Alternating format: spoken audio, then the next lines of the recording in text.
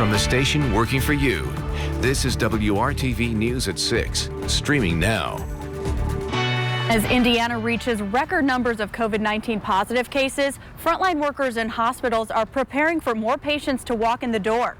What you need to know coming up. Students in Marion County will be returning to virtual learning this month. That's the new public health order from the mayor. I'm Stephanie Wade with how parents are adjusting once again. Things were already changing for a lot of people. Church leaders are working to keep people safe during worship services, the changes they've seen their congregations make due to the pandemic. And only on WRTV, one of the country's top doctors sits down with Rafael Sanchez to provide expert context to the climb in coronavirus activity in Indiana. I'm Amanda Starantino. And I'm Mark Mullins. Good evening. Tonight, WRTV is telling the story piece by piece of how the sharp increase in coronavirus activity is going to be impacting your life. Not only did today's daily reported cases top 6,600, but more people are dying and hospitals are becoming overwhelmed. Yeah, take a look at the upward trend in hospitalizations for COVID-19 that's taken place over the last month or so. The number of patients started to climb in early October, and now we're at our highest point thus far in the pandemic. There are reports from parts of Indiana, like around the Goshen area, of hospitals not being able to keep up right now. And frontline workers are feeling fatigued, brought on by the new surge of patients, longer hours on the job, and important areas of hospitals reaching capacity. One hospital here in Indianapolis is now seeing nearly 50 COVID patients a day, almost double the daily total from 2 weeks ago. Our Alyssa Donovan spoke with those doing everything they can to save Hoosier lives.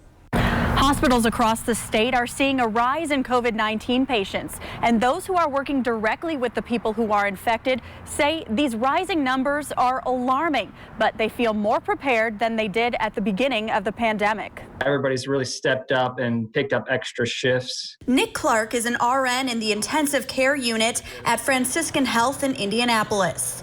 Along with his regular duties, he's also tasked with updating families on their loved ones' progress more than ever. Since family members aren't able to come in right now as frequently and can't stay as long, a lot of our patients are on the ventilator and they aren't able to talk to their loved ones. So really rely on us to give them updates. Right now, there are 10 COVID-19 patients in his 30-bed ICU. A lot of times when they come to us, it's when, they need to be intubated or we need just more advanced therapies that we can offer here that the other floors can't offer. But those other floors are starting to reach capacity. 2 weeks ago, Franciscan Health was averaging 22 to 27 COVID patients a day. This week, it's up to around 45 a day. Some days it's very emotional. Sheila Asadi works with COVID patients on breathing exercises to improve their lung function. Her goal is to make sure they don't need intubation. Asadi is worried about the new surge, but she feels much more prepared than at the beginning of the pandemic. At first, we didn't have much information, but I feel at least we're more confident how to take care of all of these people. Frontline workers say right now it's vital that people continue to wear masks and social distance so that hospitals don't get overrun by patients. You might not feel affected personally, but there's others who might be affected by not wearing a mask or social distancing. And us at the hospital, we kind of get the butt into that. I'm Alyssa Donovan, WRTV. We still aren't seeing the pandemic slow down in Indiana when looking at the State Department of Health numbers. Today's daily case report reached 6,654 cases, an all-time high. A much higher number of Hoosiers are now dying with COVID-19 as well. 51 new deaths were reported today, and the positivity rate continues to climb. The overall rate is at 10.5%. And more counties have shifted from yellow to orange or even red on the positivity rate chart. Marion County is scaling things back again to counter the pandemic. New restrictions take effect this coming Monday. Here's a snapshot of some of those changes. Bars and entertainment venues will be capped at 25% indoor capacity. Restaurants at 50%. Large gatherings will be capped at 25% capacity and religious events at 75%. And gyms and fitness studios will be capped at 25% capacity. We do have a full list of restrictions for you at WRTV.com.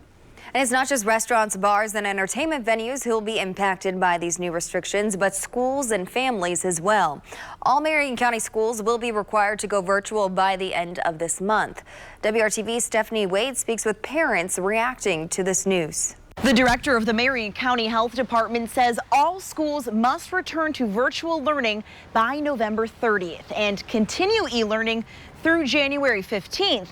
But some districts we are hearing will be returning even sooner. I knew it was just a matter of time. Both a parent and substitute teacher in the Wayne Township School District, Casey Chambers, says she wasn't shocked by the news today. We all had a guessing game going on of when it was going to be. The superintendent emailing families today that they'll actually be returning to e-learning next Monday, the 16th, 2 weeks earlier than the countywide requirement.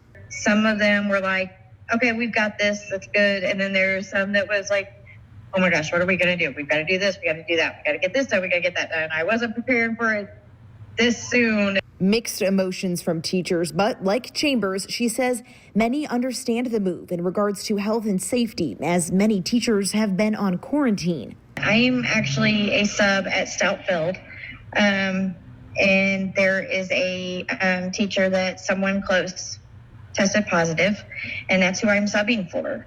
And it's not just Wayne Township. My oldest went back October 19th, so we're just shy of about the 4-week mark of in-person for this school year. Washington Township schools had only been in-person learning for 3 weeks before announcing they'll return to virtual learning next Wednesday, the 18th. I have been really happy with how our township and our elementary school has handled things, and I feel really comfortable with the kids there. So it's just disappointing to know that, to me, I attribute it to, what the rest of the community is doing. It's not really that the kids aren't following the rules or that the schools aren't safe. The health department director, Dr. Virginia Kane, says the county's original threshold for going fully virtual was 13% positivity, with high schools now at 18% and middle schools at 14% positivity. She says numbers are simply trending in the wrong direction. We'll do the best we can. Stephanie Wade, WRTV. And this week, Governor Eric Holcomb also announced some changes in response to rising COVID numbers. These take effect Sunday. Counties at level orange will be limited to social gatherings of 50 people. Red County is limited at 25. And indoor special events must submit a plan to their local health department to get approved. The mask mandate also stands, and the governor announced $20 million will be made available to local cities, towns, and counties to help with compliance. State Health Commissioner Dr. Christina Bach says there is a spike in COVID-19 cases every week related to Sunday religious services, but they were not part of Governor Holcomb's increased restrictions outlined on Wednesday. Here in Marion County, churches must continue to adhere to a 75% capacity. WRTV's Megan Sanctorum is finding out how church leaders are working to keep people safe, even with less restrictive mandates in place. Faith leaders say it's important to be there for the community throughout the pandemic, but they also want to make sure people stay safe as they walk through these doors. Things look a little different inside Fervent Prayer Church on the city's east side. Dozens of chairs are covered in social distancing markers. Special cleaning equipment is being used on a regular basis, and you can't go far without seeing a hand sanitizing station. We are people of faith, and we're trusting God, but we're not foolish to think that we could just have everybody who's a member or let everybody who wants to come in without doing what we need to do as best we can to protect people from this global pandemic. And that includes limiting the number of people allowed inside. But so far, Pastor James Jackson says that hasn't been an issue here. They're seeing around 150 people come for service each Sunday. That's well below the 75% capacity limit of just over 300. I think we're seeing a new generation of godly people or churchgoers who may not always arrive at the public worship space, but they're still worshiping, and the worship is in their hands. He says more and more people are taking advantage of their virtual and streaming services. We were fortunate enough to already be a church that was online, and since March we've tremendously upgraded our systems and our video and our camera systems and audio. Posting everything online for people to access from home. Things were already changing for a lot of people, and I think that COVID-19 accelerated that change. Pastor Jackson says for those who do come in person, there are temperature checks at the door and a sign-in sheet for contact tracing. He says if the demand for in-person services increases, he will add additional service times so they never have to turn anybody away for capacity limits. Working for you, Megan Sanctorum, WRTV. Tonight we are working for you by talking to one of the top doctors in the country with insight on the problems being caused by the pandemic. Dr. Deborah Birx with the White House Coronavirus Task Force is advising states and cities with ways to manage the virus. Only on WRTV, our Rafael Sanchez spoke with Dr. Birx about the issues that matter to Hoosier families.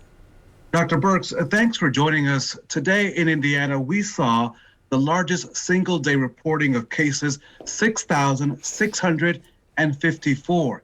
It seems that the virus is out of control in our state and across the country. How do you see it? You know, as the north part of the country cooled, we saw a dramatic increase both in infections, cases, and now rising hospitalizations, which will lead to rising fatalities.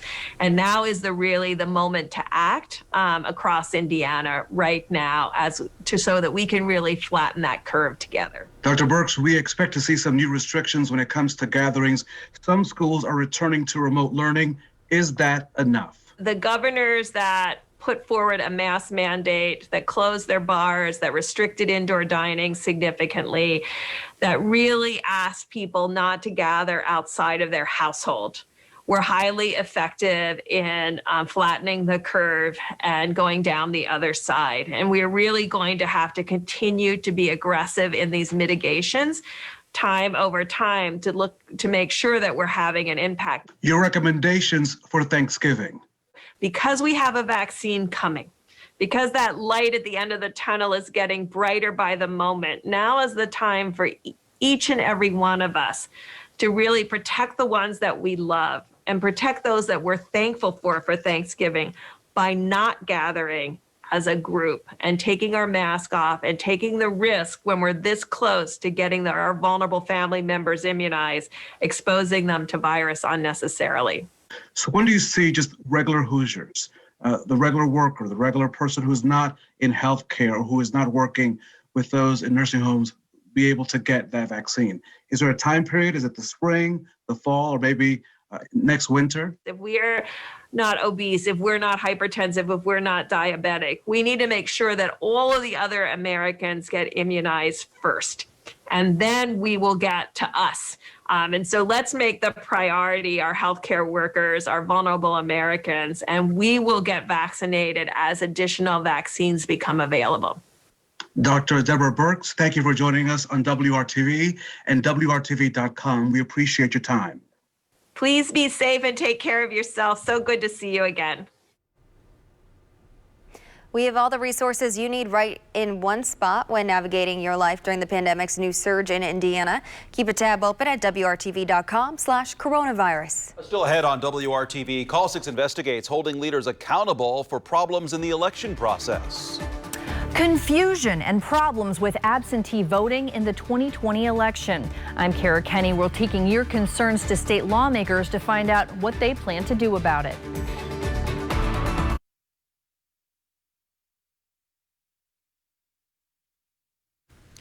State lawmakers are responding to election problems uncovered by WRTV investigates, including voters never receiving their absentee ballots and others who got conflicting information. Our Kara Kenny is holding lawmakers accountable on what they plan to do to address it. This year's legislative session will look a lot different because of COVID-19. Improving Indiana's election laws is at the top of the list for some lawmakers. Indianapolis Senator J.D. Ford says Indiana's election laws need a makeover, big time. What we need is to really modernize our election laws. And that's one of the things that I'll be doing in the next session. Ford is a member of the Senate Elections Committee. We shared with him our findings following the 2020 election. Some voters like Linda Stegner and Ellen Hodge told us they never received an absentee ballot in the mail, while other voters like Charlotte Hess were given conflicting information on whether they could change to early in-person voting if they had already requested an absentee ballot. WRTV Investigates uncovered the answer voters received depends on the county they live in. I'm deeply concerned about that. If you are a voter in one county that's allowing it to happen and you're a voter in another county that's not allowing it, you're like, well, why is the process different? Well, I mean, it doesn't seem fair. And so I think that's where we need to step in and provide that clarification. Nonpartisan watchdog group Common Cause Indiana agrees lawmakers need to make it clear. It would be a good idea, I think, for the legislature to point out this is what the statute means unequivocally, so we don't have this kind of confusion created for future elections.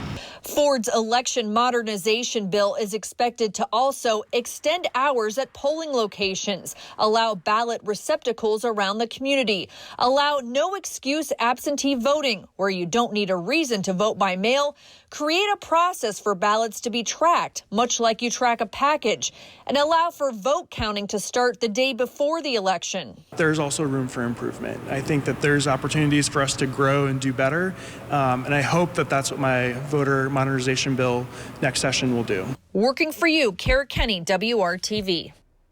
The Rebound Indiana is showing you how groups are stepping up to help Hoosier families in need in this pandemic. With Indiana Grown, we're looking at a unique operation inside of Eskenazi Health. Since mid-July, Eskenazi has teamed up with Gleaners Food Bank to create a network of distribution locations to fight hunger in our community. It's a fast-growing initiative thanks to a thriving volunteer base and a growing need in this pandemic. And Eskenazi Health says the holistic health of people in our community is important as we work to combat this virus. You can see we've got some of the boxes here. These individual boxes are getting passed out at our 3 different food distributions that we do throughout the city on Mondays, Wednesdays, and Fridays. You know, we continue to step up our efforts to get the food out into the community and make sure that it's getting to the folks that need it the most. Through this initiative, Eskenazi Health projects to serve more than 32,000 families by the end of this year. Kevin. Well, let's talk about our temperatures as we go into and through the weekend. I'm jumping across tomorrow. We'll come back to that in a second, but I just want to show you 51 Saturday, 54 on Sunday. The best chance of rain will come Saturday night across central Indiana. A powerful weather system will move through the Great Lakes. That deep area of low pressure and the high pressure then to the west will set up a very windy situation. Our winds will increase Saturday afternoon, and then Saturday night, gusts to 40 miles per hour, maybe a little stronger in some spots overnight into Sunday. There are your temperatures right now. They're in the 40s. We'll drop into the 30s tonight, but end up warmer than we were last night. Tomorrow, breezy, a northwest wind, and that'll keep our temperatures in the 40s for afternoon highs, mid 40s to the north. As far as tomorrow night, a good night for Friday night football. Clear, temperatures in the 30s. There are your Saturday temperatures. Again, they struggle around 50 degrees. The rain will move in as we get to Saturday night. Here's your 7-day forecast. Saturday night, even some thunderstorms around. Those 30 to 40 mile per hour winds may see up to ½ an inch of rain by the time this ends early Sunday. Then Monday through Thursday of next week, temperatures eventually back into the 50s, and it will be a dry stretch. Back to you. Thanks, Kevin. It's the Colts' first primetime appearance of this 2020 season, and it might also be their most important game so far. Kickoff in Tennessee is just a couple hours away. WRTV's Brad Brown shows us how the teams match up. The Colts have always talked about the 24-hour rule with any game. Think about it for a day, then move on to the next one. Problem is, the next one is already here tonight. Thursday night is always is something you feel like you don't know, as well as getting prepared for Sunday because it's a short week. So you don't want to overdo it, but you also want to be prepared as much as possible for the game so you won't be out there thinking you can just play fast. The Colts and Titans have pulled away and made the AFC South a 2-team race for first place. While tonight's game is definitely a big deal, don't put the whole season on it quite yet. It's a big game. But I think it's still too early to say, hey, this is a all or nothing kind of game. But there's no doubt it's a huge game. We win it, we're tie for the lead in our division. At 6-3, and with a win over the team that we're tied with. Tennessee has surprised a few people in their 6-2 start, but the formula is not a surprise when it comes to the Titans' offense. They get physical with running back Derrick Henry.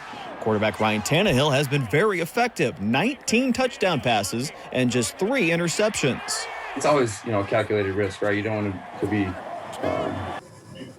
dumb with the football in your hands. You want to be smart with it, be aggressive but smart. You always kind of want to toe that line of trying to make a play, but put it in a good spot, and knowing when the opportunity presents itself. 1 week never guarantees anything for the next week. We've seen that, week in and week out, year in and year out. But nothing's guaranteed. Just because you did something 1 week doesn't mean you'll do it again the next week.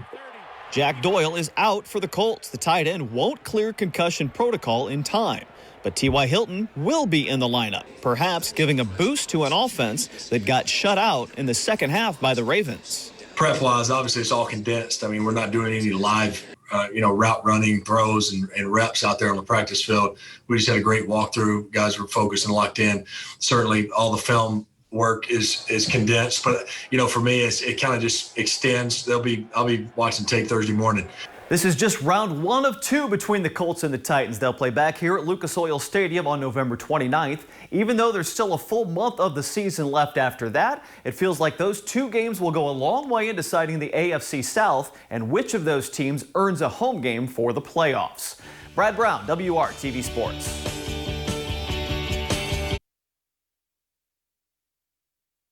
WRTV is getting ready for the holiday season with our 20th annual Toy Drive kickoff Saturday at Christmas Nights of Lights at the Indiana State Fairgrounds. The holiday display is a drive-through experience. $1 for every ticket sold on Saturday. We'll go to the WRTV Toy Drive.